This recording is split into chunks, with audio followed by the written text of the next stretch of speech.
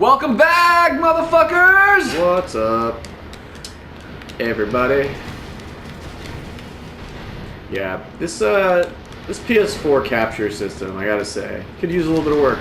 Yeah, for sure. All those people out there in Sony, if you can hear us, like... Oh yeah, Bromax! Oh, it's Mad Max. Yeah. Nice. Nice. Dude, sweet. Do you get to be him? Holy shit, it's a shotgun That's a flamethrower. cool shotgun. Damn. I should probably watch like the other Mad Max movies. Dude, they're pretty good. I like Do you all think of Fury Road's the best one? Yeah. Interesting. I mean, Mad Max 2 is a classic, though. Yeah. How do you feel about like Fury Road? Do you think it's like as good as like it's really been like made out to be? Yeah, it's amazing. It's a spectacle, dude. I don't know. I liked it, but like I definitely didn't like. There were moments of it. Oh, you and I saw it together, didn't we? Yeah. Yeah. There were moments of it that got like a little slow for me. Like I thought that like the second half was like a little bit like, okay, yeah, we've seen everything in this world. We've been there. It's just more driving around in cars. Yeah, I liked it a lot.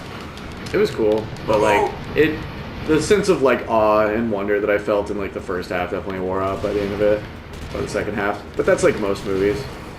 Whereas like I don't know, the movie that we saw last night, like I was like on the edge of my seat like the entire time. I was like wanting to know more about like what was happening. Well, you're describing two different movies. Yeah, I am Like describing two different totally movies. different movies. Yeah, but like I still think that like you can, you know, I mean they're not that different. They're pretty different. They're still movies, and they're still like in the same vein of like fantasy, adventure, horror, action like things. Yeah, I'm dead. It's not like you know, it's like an Oscar-winning drama or anything. Blade! Yeah. Bye. That'd be crazy if like the helicopter could get shot down by an airstrike, and you had to like make it to like the next one or something. Oh, man. Hold out for the Too next much. copter. Dude, that part in fucking Metal Gear Solid 5 when you're like waiting, you're trying to have the chopper pick you up when the Metal Gear is after you. Oh, yeah. Have you played that part? No. Oh. No, you're not very far then. We should play that. That's a cool part.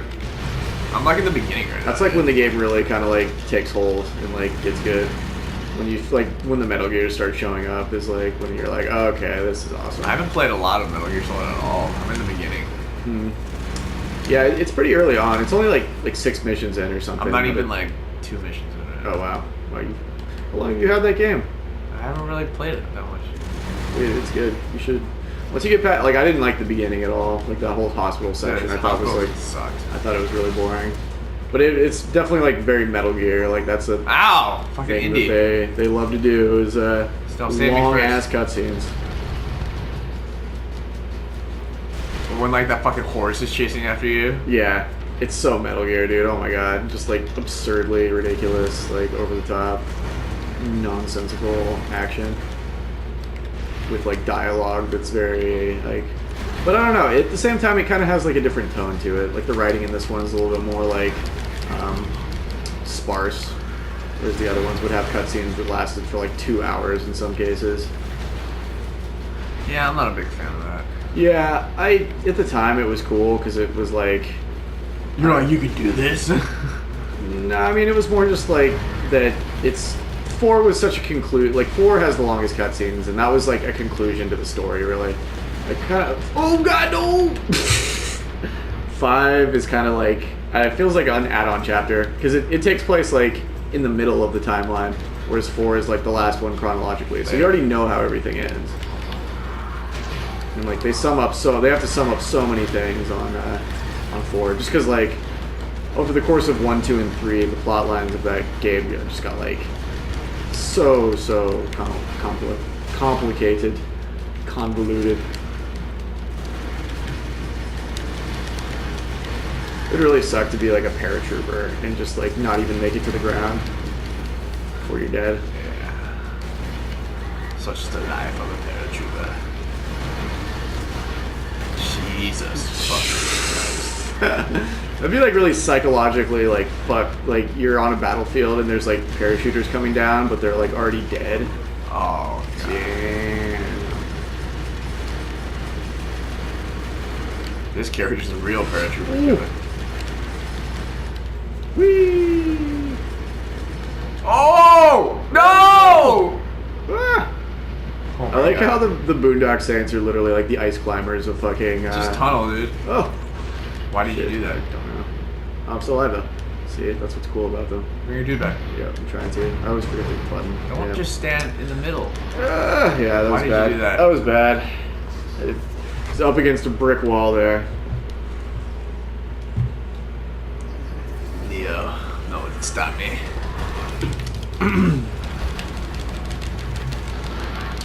Send that.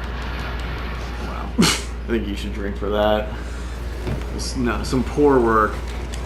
Yeah, Judge Dredd. Whee!